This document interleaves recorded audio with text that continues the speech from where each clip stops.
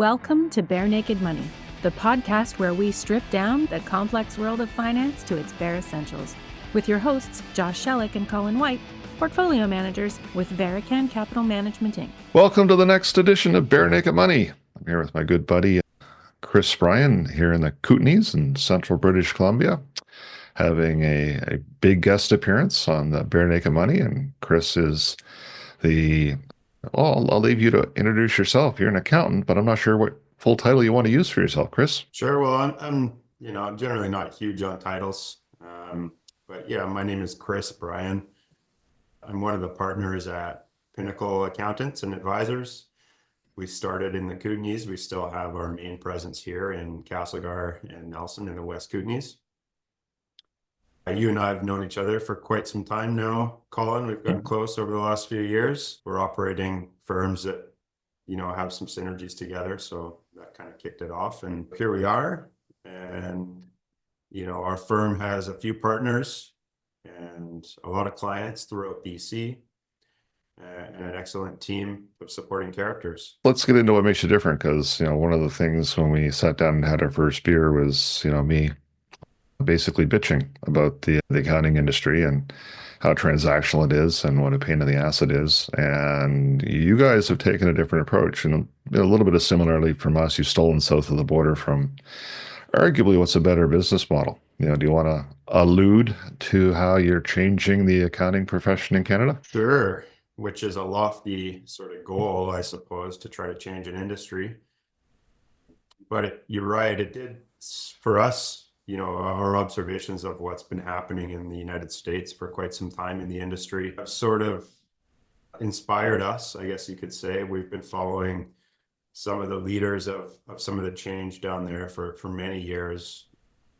Thinking about Ron Baker, Ed Klass, Paul Dunn, guys like Tim Williams. There's a lot of guys down there that have been pushing a movement to change the industry. And when we talk about what the industry or why it might need to be changed, we could think about what's happening now and what's been happening for the last few decades, because it really hasn't moved much since I was first hired into the industry, 20 years ago. And well before that, my dad was a CPA, and it hasn't changed since his day, really, in a lot of ways. CPAs are still, in Canada, I think, generally underpaid. It's been that way for a long time. The focus is on the billable hour, and that was invented many, many years ago. The grind exists for not just young CPAs, but anybody coming into the industry that thinks they might want to be a CPA. And that has partially that. There's a number of factors, but we're not getting a lot of new people entering our industry. We've got a lack of young, bright minds that we can hire, and it's leading to a bit of a talent crisis in the industry, certainly in Canada. And that's the model I came up under, and that my business partners came up under. And we didn't like it, and we didn't think it worked very well certainly not for the clients or for the employees, the team. It might have worked well for some of the firms and for some of the partners once you eventually become a partner. Well, let's just stop for a second and dig into that, from the client's perspective. Let's put some more words around that. I think I know where you're going to go, but maybe just stop and explain why having an accountant that charges you by the hour is not the optimal way to engage an accountant, and the limitations and problems that come with that. Well, any professional, I think, yourselves included. And, I read this example once a long time ago, but I think about the architect, Frank Lloyd Wright, and some of the things he designed. I think one of his most famous buildings was called Falling Water. And now I don't know how true this is, but I read that it took him about 15 minutes to design the place. And it's remained one of the most revered architectural, housing developments and that people refer to, right? And so, should he have been paid $100 for that because it took him 15 minutes of his time, or should he have been paid for the result? And we like to think that aiming at a result aligns us better with our clients. If we're aiming at billable hours, then that incentivizes me and my team to rack up billable hours.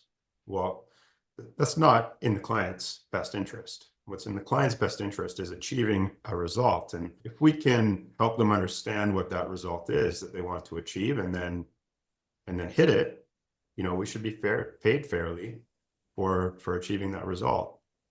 What that means is we need a way to measure our value and communicate our value and agree on our value with our clients is not the billable hour, which is tough. Yeah, no, that's true. Because I mean, the one of the problems with that, from my perspective, is many people don't want to call their accountant or lawyer or whoever, because as soon as that person picks up the call, it costs them, $50, $500, $1,000, whatever it is. So then it becomes a reluctance to engage with the professional, and then you start to lose the advantage of having that professional in your corner. So it, on both sides, I think, incentivizes a bad behavior. The client's trying to save money by not calling or contacting their professional. And on the professional side, you're getting paid to spend time on something. You're not getting paid to deliver a result. So I think it incentivizes bad behavior on both sides. Yeah. And not to mention, from an employee's perspective, they're being measured solely on their ability to produce billable hours, right? And that creates all kinds of problems with the team, with team members, and with, it's a bit of a broken model. Any accountant who came up under that model will tell you about the race for billable hours and how you slough them over into this file that, your one partner is under hours on, and the client ends up being billed what the firm can justify billing them anyways, right? And so hours get sloughed around, and it's not, what's the point? It's because it's where the incentives lie. I think you hit it right on the head. And, people listen to this podcast, I think, know our model pretty well, but, the incentives in the financial industry are about sales. Like, it's a sales profession. Therefore, everybody gets motivated, and all the compensation is based on sales. Therefore, that drives behavior. And that's not right either. So I think that, one of the alignments we have is you've removed those negative motivations for people, or you've taken it out of the client conversation, so that the professional who's fully credentialed and doing good work is not motivated to do something that's completely irrelevant or against the best interest of the client. Would you describe your service more as a subscription service? Is that an accurate way to talk about it, or is there a more accurate way to talk about it? Yeah, that is an accurate way to describe at least a part of the function that we perform, and at least one aspect of our business. And so, there's a lot of clients that use our services, and part of what they need from us is the delivery of somewhat of a commodity in terms of a financial statement and a corporate tax return and all the kind of stuff that comes along with that is deliverable. And surrounding that, they need an advisor available, and we fill the role throughout the year that they can ask questions of, that they can get guidance from, that they can bounce ideas off of.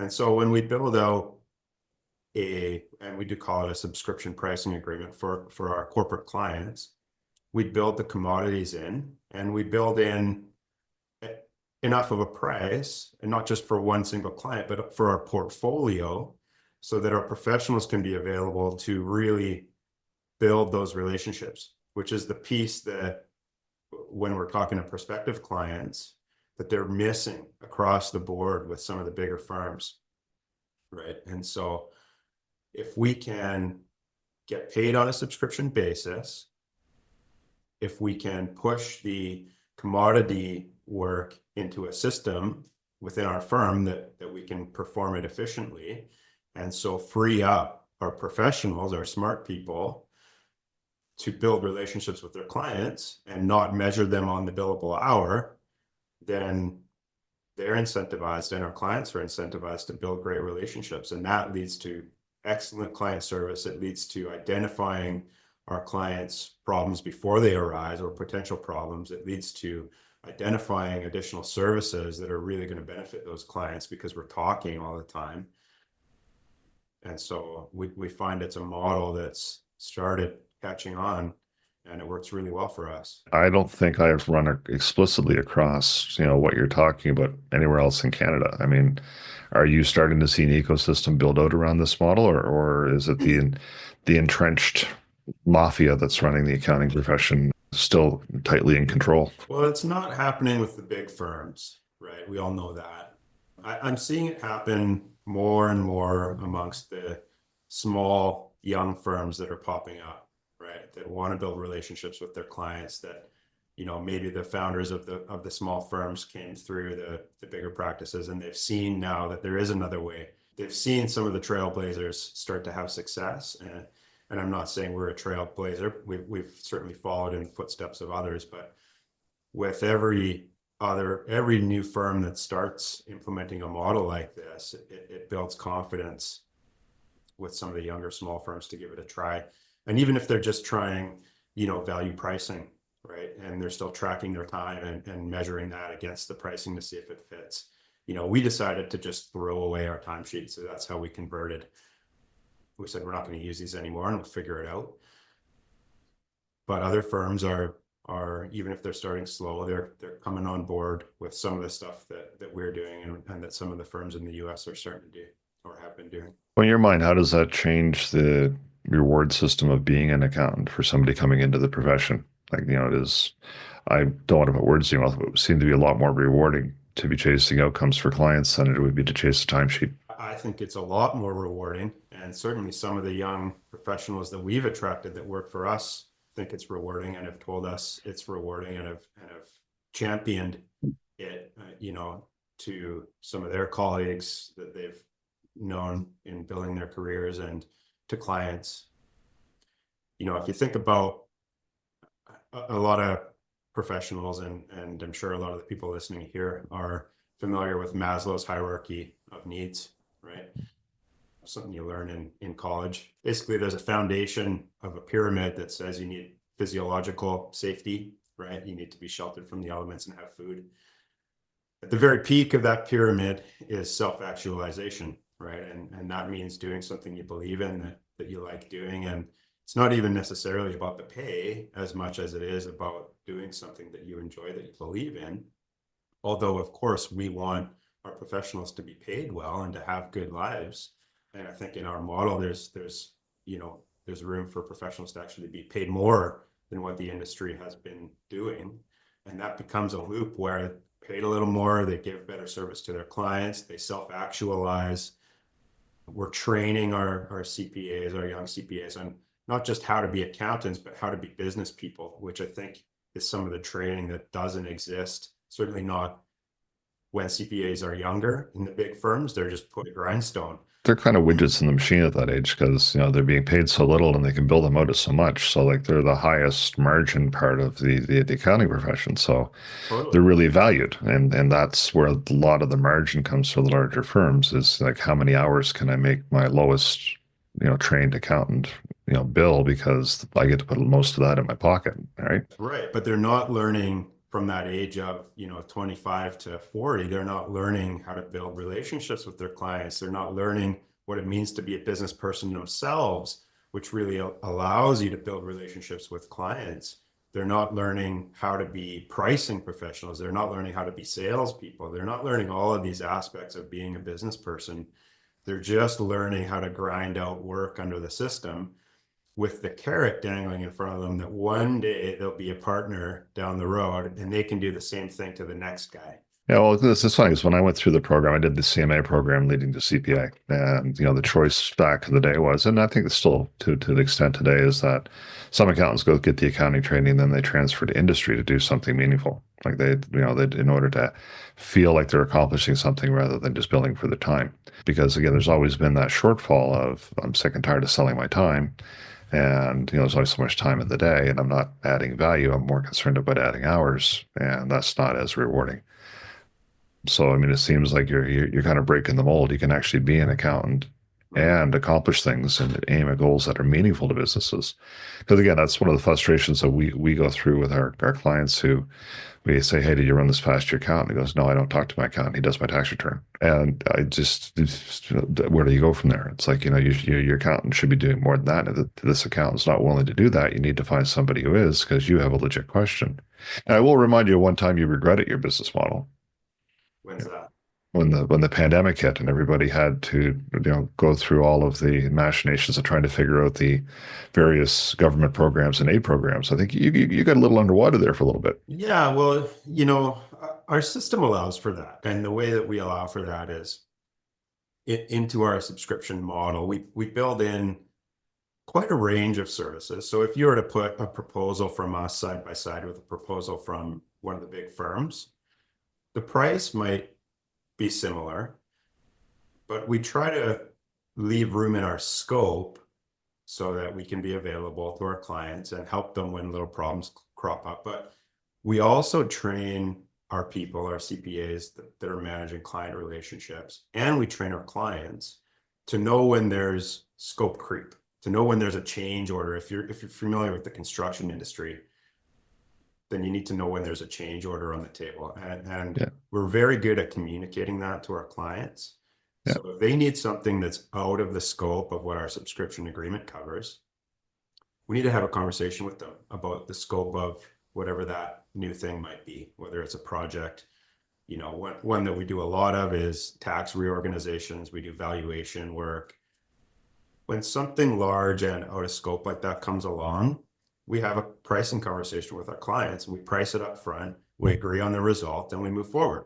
And it's not a big deal. As I normally do, that was a little bit tongue in cheek. I mean, the fact that your clients had an accountant that they thought they could turn to for advice at a time like that is the upside, right? Because many people at that time wouldn't think to reach out to their accountant to ask, because as soon as the phone gets picked up, it's going to cost them $500, and they've never talked to their accountant that way. They never engaged at that level, so they don't have that advisory relationship in their back pocket. I think if you're running a small firm, medium-sized firm, you better start building out a model that allows you to have those relationships with your clients, because the big firms can afford to bleed, to lose all their smaller, medium-sized clients because they get all their money from consulting and audit.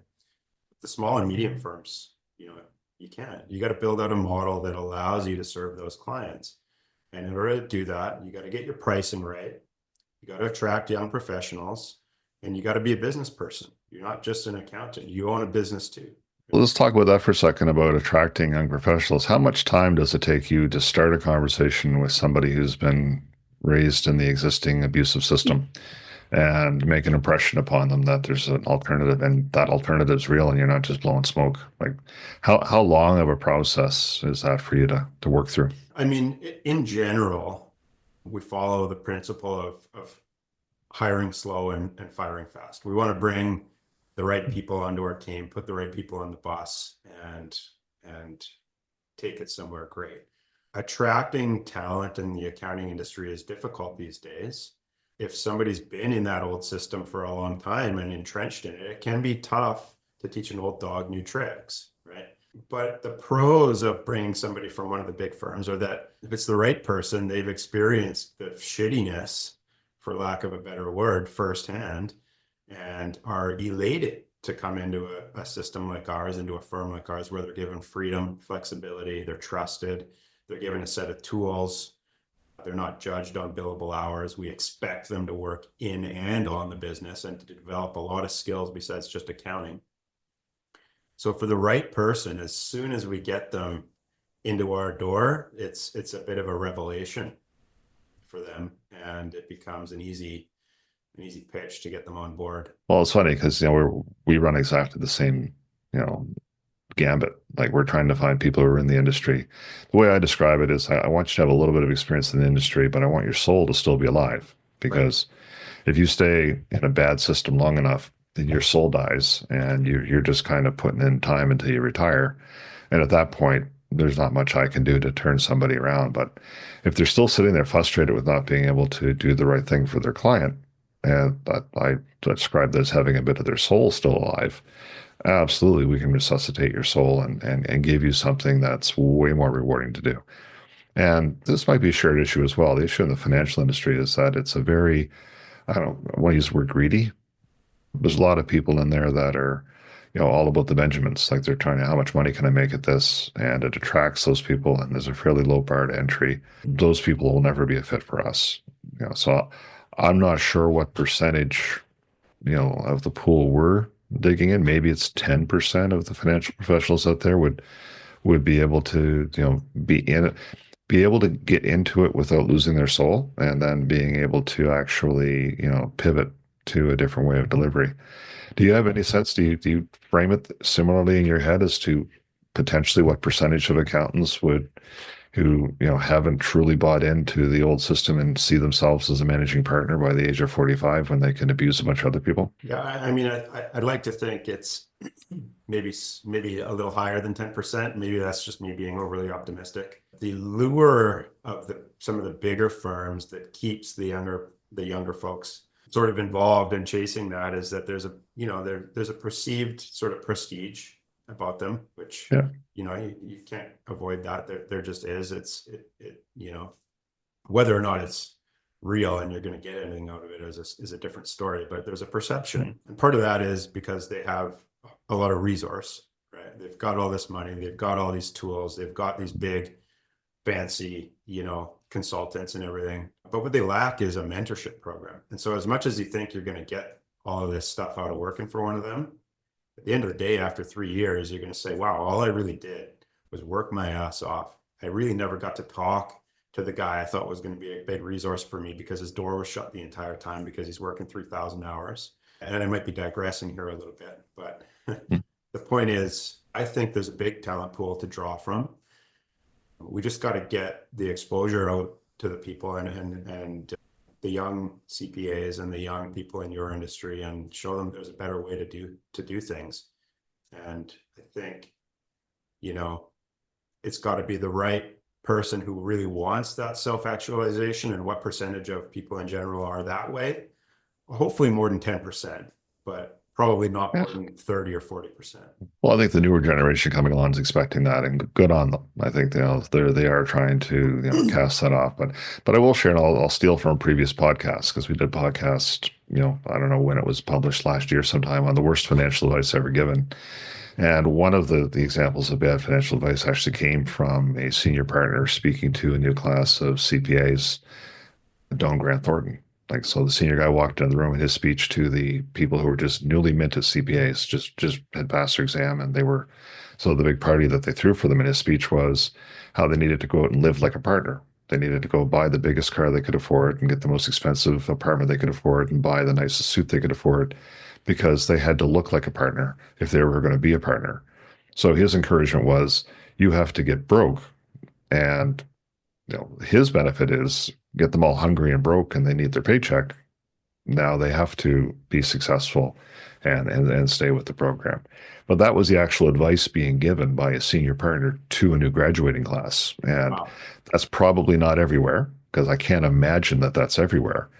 But it's somewhere. If you buy into that system, that's exactly how you're shaking your head because you know it to be true, right? I do, yeah. And it's one way to keep an employee, I suppose.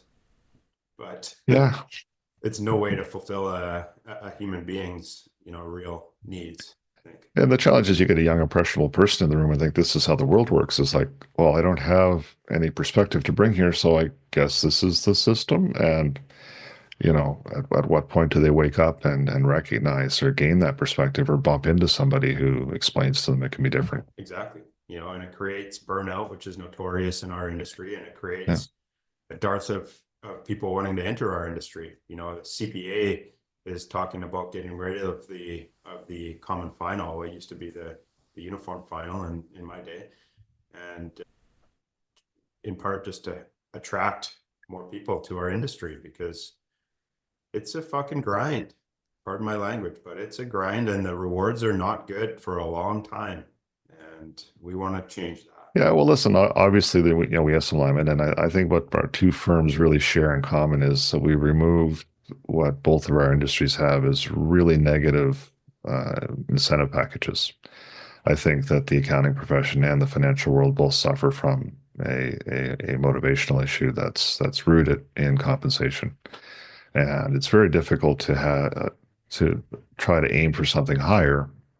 If you're rewarding somebody in one way but paying them on another way, they're going to go where the pay is. I mean, that's just human nature, right?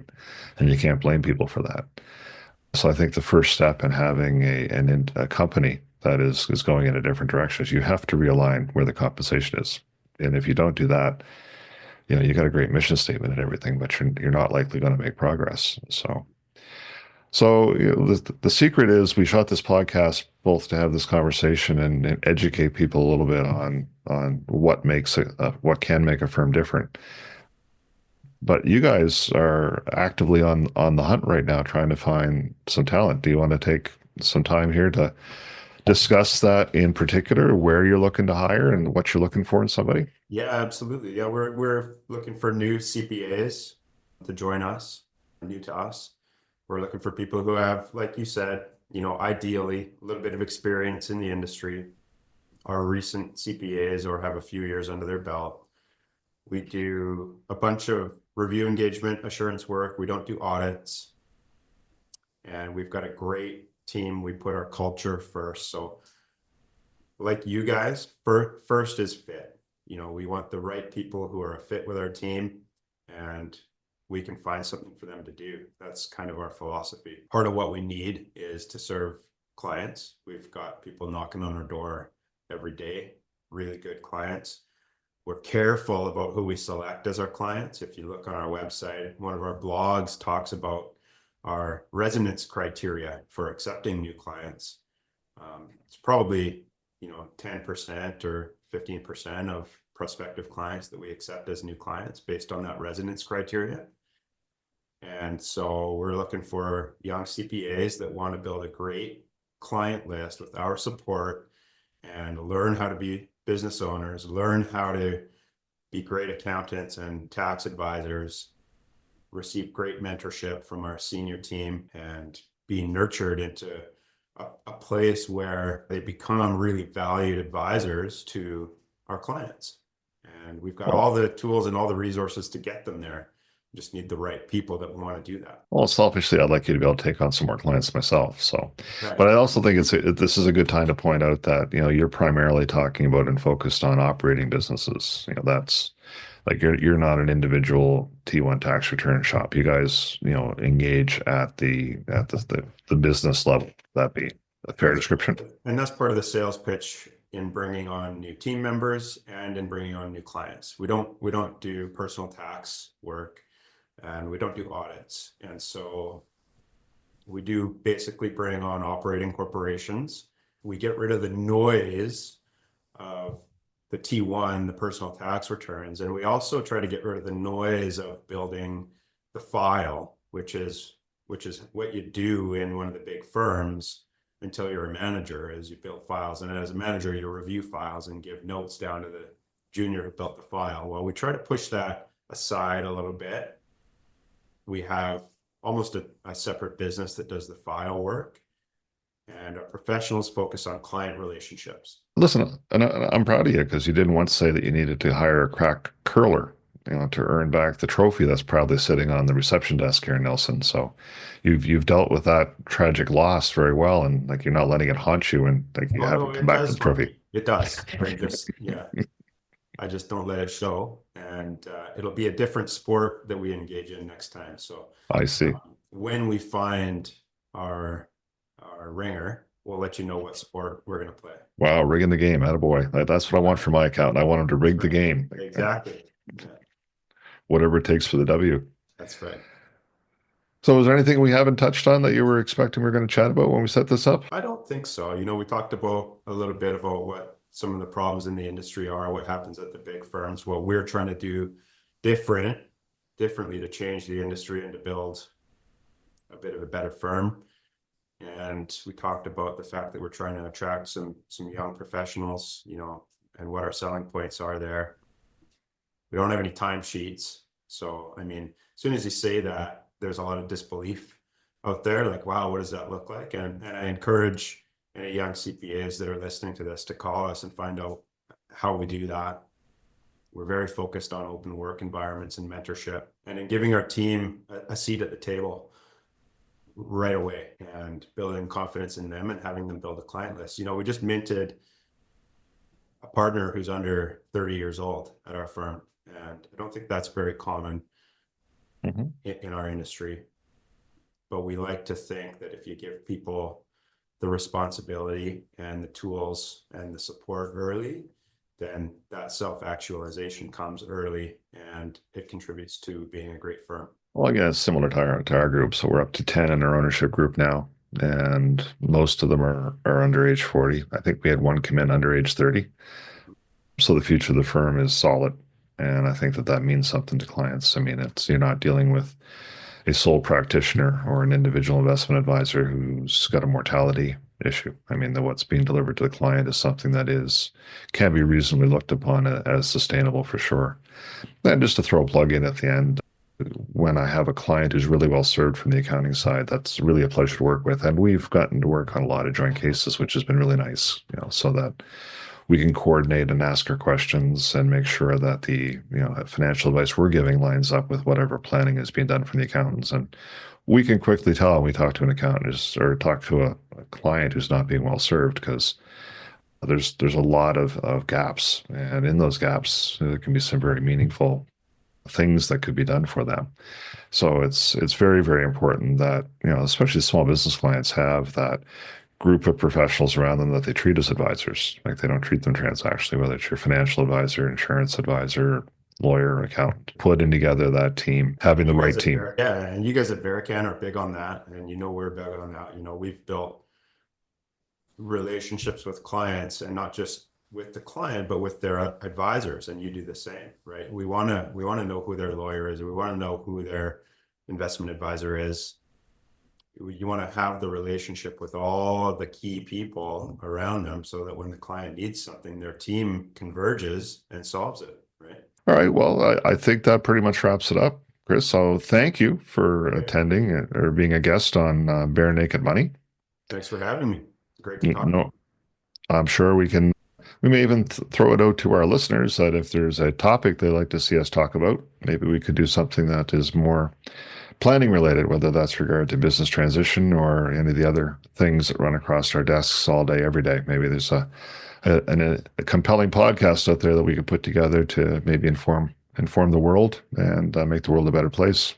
So comment, let us know if there's something you'd like to hear us talk about in more detail, and I'll submit it to Catherine, the keeper of our podcast, and she can either schedule it or not schedule it for us, depending on what else we have on the go. So thanks as always for your attention, everybody, and look forward to having you hear us on the next episode of Barenaked Money. If you're breaking a sweat trying to figure out what your financial advisor is talking about, you're not getting the service you need.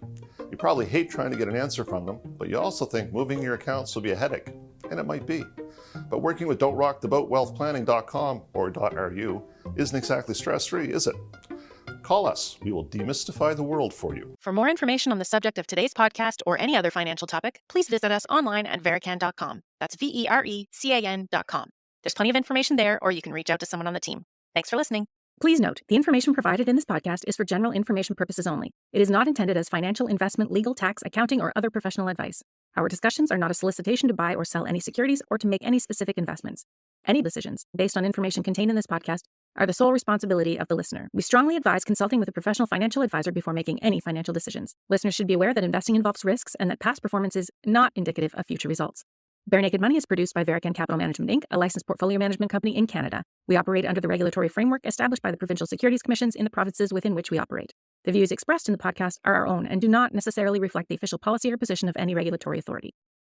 Remember, at Verican Capital Management Inc., we focus on aligning our goals with yours, prioritizing integrity and transparency. For more information about us and our services, please visit our website. Thank you for listening, and let's continue to challenge the norms of the financial services industry together.